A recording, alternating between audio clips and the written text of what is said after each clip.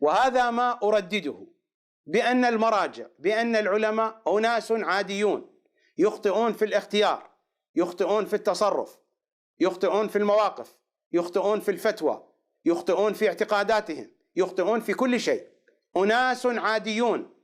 لماذا يعطون هذه الصورة غير العادية؟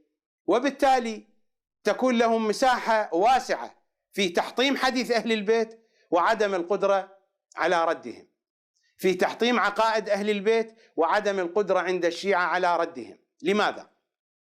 لماذا لا يستطيع أي أستاذ من أساتذة الحوزة أن يرد على أي مرجع من المراجع موقفا أو رأيا أو عقيدة أو تضعيفا لحديث أو موقفا سيئا من أهل البيت؟ لا يستطيعون. هذه الأحاديث التي أتحدث بها، الذين لا يعرفون أوضاع الحوزة يتصورون بأن هذا الحديث حديث غريب. أكثر طلبة الحوزة يفرحون حين يسمعون هذا الحديث. لماذا؟ لأن هذه الأحاديث تجول وتدور في قلوبهم، لا يملكون الجرأة على أن يفصحوا بها وعنها. ولا أقول هذا هكذا جزافا، إنما عن خبرة ودراية، فضلا عن المكالمات الكثيرة، وفضلا عن اللقاءات الكثيرة حينما ألتقي بهم في الشارع أو في أي مكان آخر، حين أسافر إلى العراق أو إلى أي بلد آخر. لكن الكلام يكون فيما بيني وبينهم، وأنا لا أعتمد على كلام الآخرين، على كلام هؤلاء ولا على غيرهم. بالنسبة لي الحقيقة واضحة والصورة واضحة، أمتلك القدرة العلمية وأمتلك التجربة العملية، وتلاحظون المصادر والحقائق أمامكم. القضية واضحة لدي ولا تحتاج إلى من يشد على يدي، لأنني لست بحاجة لأحد يشد على يدي. إنني وضعت حسابي في بنك لا يشابهه بنك. الدنيا سوق، قال محمد صلى الله عليه وآله.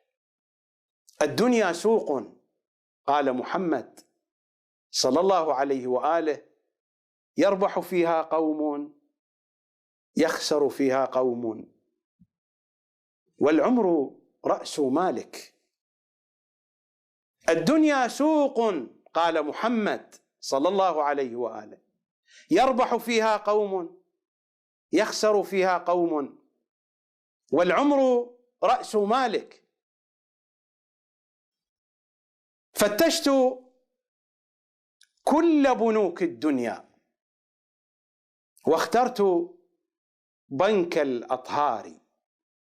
فتشت كل بنوك الدنيا واخترت بنك الأطهار، بنك علي آل علي عز الأبرار.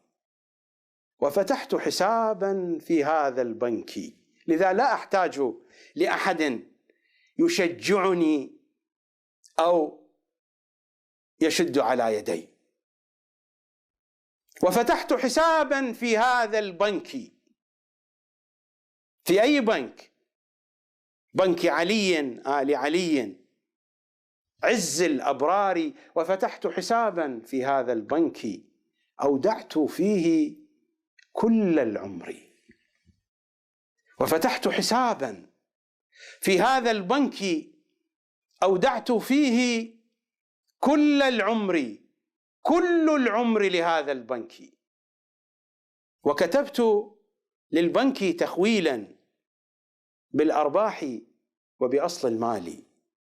معروف رجال الأعمال يكتبون تخويل للبنوك في التصرف بأصل المال وبالأرباح.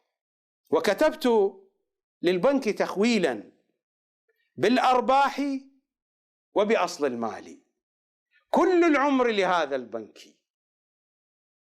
بنك علي آل علي عز الأبرار، بنك الأطهار. إني فتحت حسابي في هذا البنك، لا أحتاج إلى حسابات أخرى.